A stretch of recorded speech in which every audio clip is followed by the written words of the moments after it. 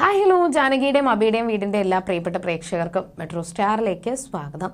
ജാനകിയുടെയും അബിയുടെയും വീട്ടില് പ്രതീക്ഷിക്കാത്ത സംഭവങ്ങളാണ് നടക്കുന്നത്. എന്തായാലും പല രഹസ്യങ്ങളും പുറത്തായി. ഇപ്പോൾ അബിയും ജാനകിയും പുറത്താക്കാൻ വേണ്ടിയിട്ട് അവരെ തള്ളിപ്പറയുന്ന അവസ്ഥയിലാണ് ഇപ്പോൾ എത്തിയിരിക്കുന്നത്. എന്നാൽ ഈ ഒരു പ്രശ്നം അവസാനിക്കുമോ, ഇനിയും വീണ്ടും ആളിക്കത്തുമോ ഇല്ലയോ എന്നൊക്കെ നമുക്ക് നോക്കാം. അതിനു മുൻപ് ആദ്യമായിട്ടാണ് ഈ ചാനൽ കാണുന്നതെങ്കിൽ തീർച്ചയായിട്ടും സബ്സ്ക്രൈബ് ചെയ്യുക. അപ്പോൾ ഞങ്ങളിടുന്ന പുതിയ സീരിയൽ റിവ്യൂ വീഡിയോസ് എല്ലാം നിങ്ങൾക്ക് ലഭിക്കുന്നതായിരിക്കും. അങ്ങനെ വളരെ വലിയ പ്രശ്നത്തിലാണ് ഇപ്പോൾ ജാനകിയും അബിയും ചെന്ന് പെട്ടിരിക്കുന്നത്. ഈ ഒരു പ്രശ്നം ആളിക്കത്തിക്കാൻ വേണ്ടിയിട്ട് അപർണയും ശ്രമിക്കുകയാണ്. അപ്പോൾ ഇപ്പോഴും മുത്തശ്ശിയും പ്രഭാവതിയും അമൃതയും കൂടി അബിയും ജാനകിയും തമ്മിലുള്ള പറ്റിയുള്ള സംസാരങ്ങളാണ് നടത്തുന്നത്.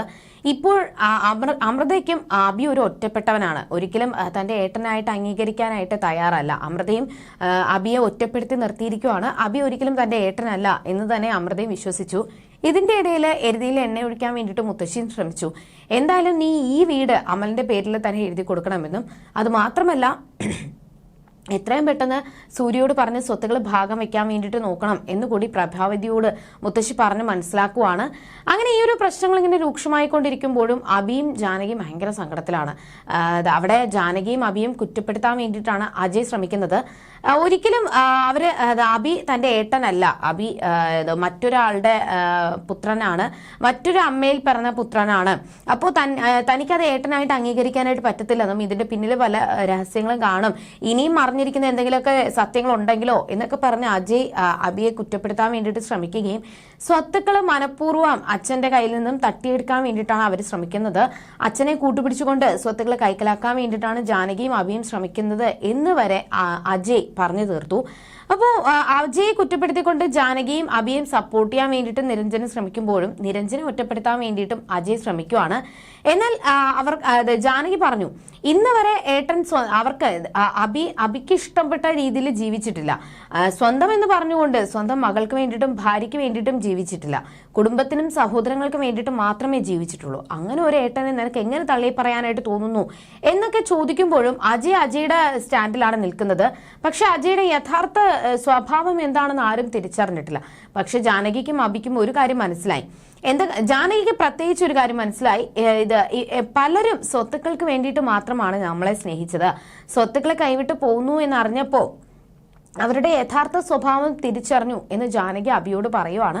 എന്നാൽ അജയ് റൂമിലോ ദേഷ്യത്തോടെ പോകുമ്പോഴും നിരഞ്ജന പോയതിനു ശേഷം അജയോട് ചോദിക്കുന്നുണ്ട്, അജയ് ഞാൻ ഇങ്ങനെയല്ലല്ലോ കണ്ടത്, ഞാൻ ഇങ്ങനെയല്ലല്ലോ അജയ് സ്നേഹിച്ചത്, അജയുടെ യഥാർത്ഥ മുഖം എന്താണെന്ന് ഞാൻ തിരിച്ചറിഞ്ഞു എന്നൊക്കെ നിരഞ്ജന പറയുകയും എന്നിട്ട് അജയുടെ ലക്ഷ്യം അജയ്ക്ക് എന്ന് പറയുമ്പോൾ അമ്മയുടെ മകനല്ല അബിയേട്ടൻ, അല്ലെങ്കിൽ ഈ ഒരു അങ്ങനത്തെ പ്രശ്നങ്ങളൊന്നും അല്ല, സ്വന്തം ഏട്ടനല്ല അബി, അങ്ങനത്തെ ടെൻഷനോ കാര്യങ്ങളോ ഒന്നും അല്ല അജയ്ക്കുള്ളത്. അജയുടെ എന്ന് പറയുമ്പോൾ ആ ഒരു എസ്റ്റേറ്റും സ്വത്തുക്കളും അജയുടെ പേരിൽ വരണം.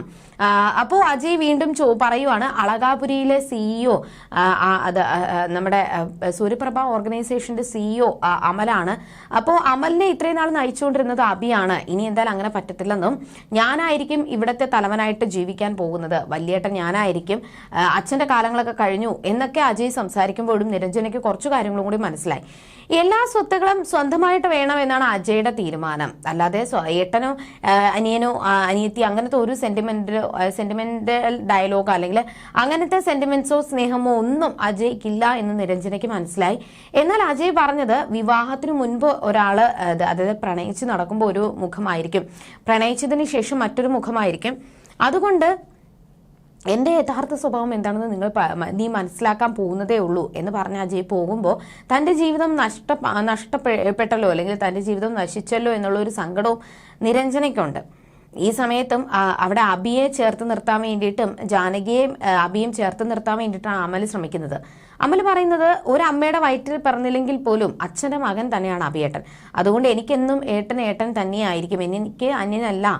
അത് മാത്രമല്ല ഈ ഒരു പ്രശ്നം ഏട്ടൻ തരണം ചെയ്യണം, ഇതൊന്നും കാര്യമാക്കേണ്ട ആവശ്യമില്ല, ഏട്ടൻ തെറ്റ് ചെയ്തിട്ടുണ്ടെങ്കിൽ മാത്രം തലകുനിച്ചാൽ മതി, അല്ലാത്തടത്ത് തലകുനിക്കേണ്ട ഒരു ആവശ്യവുമില്ല എന്നൊക്കെ പറഞ്ഞ് അബിയും ജാനകിയും സമാധാനപ്പെടുത്താൻ വേണ്ടിയിട്ടും തന്റെ എന്തൊക്കെ പ്രശ്നങ്ങൾ വന്നാലും ഞാൻ ഏട്ടനെ തള്ളിപ്പറയത്തില്ല എന്നൊക്കെ അമൽ പറയുന്നുണ്ട്. ഈ സമയത്ത് സ്വത്തുക്കൾ എങ്ങനെ കൈക്കലാക്കാം എന്നുള്ള ഒരു ആലോചനയിലാണ് ഉണ്ണിത്താനും തമ്പിയും കൂടി. എങ്ങനെയെങ്കിലും ഈ ഒരു പ്രശ്നങ്ങൾ സോൾവാക്കി സ്വത്തുക്കൾ കൈക്കലാക്കണം, അബിയെയും ജാനകിയെയും അവിടെ നിന്ന് അടിച്ചു പുറത്താക്കണം, അങ്ങനെ ഒരു ഗൂഢാലോചനയും കൂടി അവർ നടത്തുന്നുണ്ട്. എന്നാൽ ഈ ഒരു സ്വത്തിന്റെ കാര്യം വന്നപ്പോൾ സ്വന്തം ഭർത്താവിനെ പോലും തള്ളിപ്പറയാൻ വേണ്ടിയിട്ട് പ്രഭാവതി ശ്രമിച്ചു. പ്രഭാവതിയുടെ യഥാർത്ഥ സ്വഭാവം എന്താണെന്ന് കണ്ട് സൂര്യയും ഭയങ്കര ടെൻഷനിലാണ്. പിന്നെ എന്തൊക്കെയായിരിക്കും സംഭവിക്കുക, ഇനി എന്തൊക്കെയായിരിക്കും അവരുടെ ജീവിതത്തിൽ സംഭവിക്കാൻ പോകുന്നത്? യഥാർത്ഥത്തിൽ അബിയെയും ജാനകിയെയും ആരൊക്കെ സ്നേഹിക്കുന്നു, അല്ലെങ്കിൽ സ്വത്തുക്കളല്ലാതെ സ്നേഹബന്ധത്തിന് ഒരുപാട് പ്രാധാന്യം കൊടുക്കുന്നവർ ആരൊക്കെയാണ് എന്ന് ഇന്ന് ജാനകിയും അബിയും തിരിച്ചറിഞ്ഞു. ഇനി എന്തൊക്കെ സംഭവിക്കുമെന്ന് നമുക്ക് വരുന്ന ആളുകളിൽ കണ്ടറിയാം. അതുവരേക്കും